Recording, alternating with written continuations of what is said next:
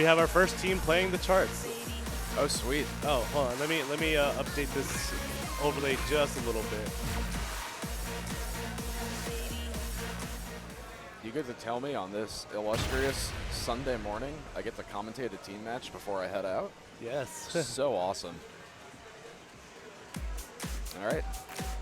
Here's Pretty Ugly, Team 15.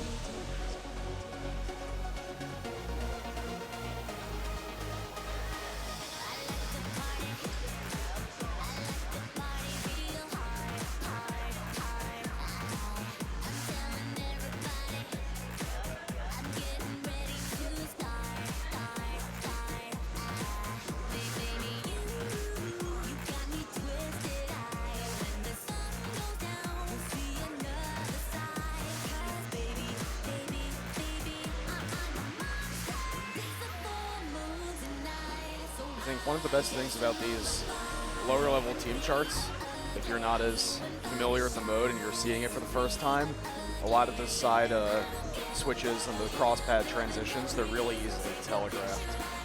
Yep. So you get a chance to see the sort of pattern coming and prepare for it. That's how you can see Shinoboi here, this team we have, is maintaining their gold combo pretty deep into a mode where it's difficult to keep that up sometimes. This part goes so hard musically. Baby. Monster. Baby. Shinoboi off to a strong start with a 99 on the team chart. That's clean. That's so clean. That's clean. An SDP already to start things off. And I believe Shinobi is in the ITG Women's and Pump It Up Women's Finals.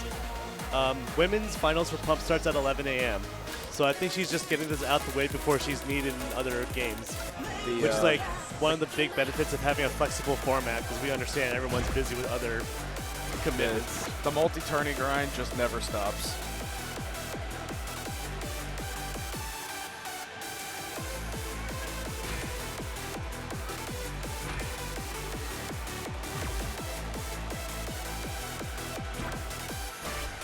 Yeah, I especially find these low perf accounts in team mode to be extraordinarily impressive, especially since normally when playing this mode, you got two things that you don't normally get in the singles or doubles. You're going to be reading a lot slower, so you can see the transitions coming, and the majority of note skin on team is just that one solid color per player, which makes it much harder to see the subdivisions and quantizations. Yep. And then you'll probably hear this repeat this throughout the event. One of the big strategies with team mode in particular is having one partner step early and having the stronger timing player step later, since the game favors a later judgment when there's a simultaneous hits. This also applies in the normal game mode as well, too, with jumps. Yeah, you can see a lot of teams will usually have players with different skill levels, but they can still execute well, as I really think your personal team chemistry matters a lot more than most other things. We saw this at Byte, where the two pairs aren't exactly like ranked high in the leaderboards in any capacity, but they have good chemistry together and just like understand. They play a lot of teams, so they have good sense of team mode as well.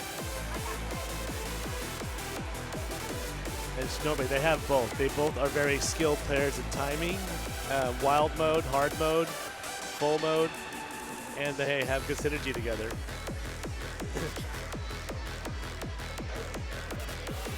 What I always enjoy about these events is you have people that pair up, they're good friends or they're like couples. You know, it's a good bonding event versus like trying to find the two best players together to team up.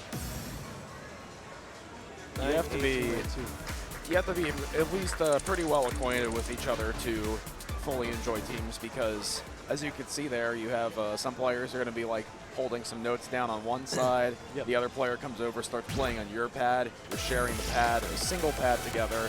It's it can be very intimate at times. Yep, and if you're not stepping on each other or any sort of collision at any point, you're not playing team right. You got to run into each other a couple times. You got to turn no clip off before you start. Yep. That under the bed one was very tricky. You had some where you're holding the freezes on the top or bottom arrows and your partner goes in front or back of you. So when there's a significant height difference, the person in the front really needs to duck down so the player behind can see them. Yep, you have to duck, maybe lean to the side, or dip or dive or dodge or any other number of fancy maneuvers. Yep. And then your typical team chart, at least the earlier ones, I believe, you have a lot of ones that hold on the side or like the corners of the panels or the corner of the stages versus like the top or very bottom. So you have a little more room to move. All right, here's Bewitched.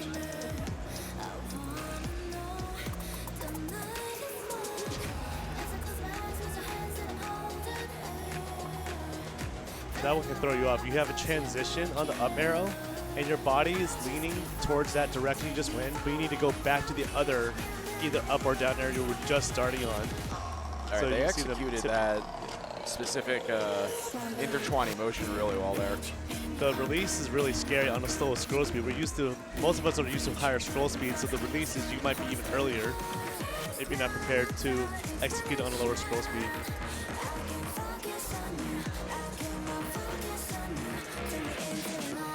Well done going into the break.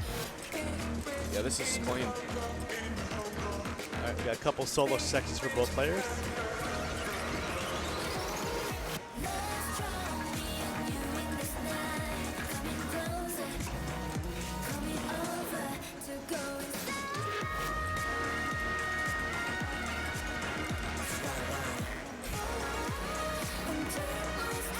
The offbeats are really hard to recognize with the flat note skin. Oh, Paranoid Boy almost losing his balance, but he just catches himself. And they actually scored the highest on the highest difficulty rated chart. That's Another what a good SDP. warm-up those for you. Good job, A 9-piece, Shinobi. 99K. Good luck in Pump Finals. We believe in you.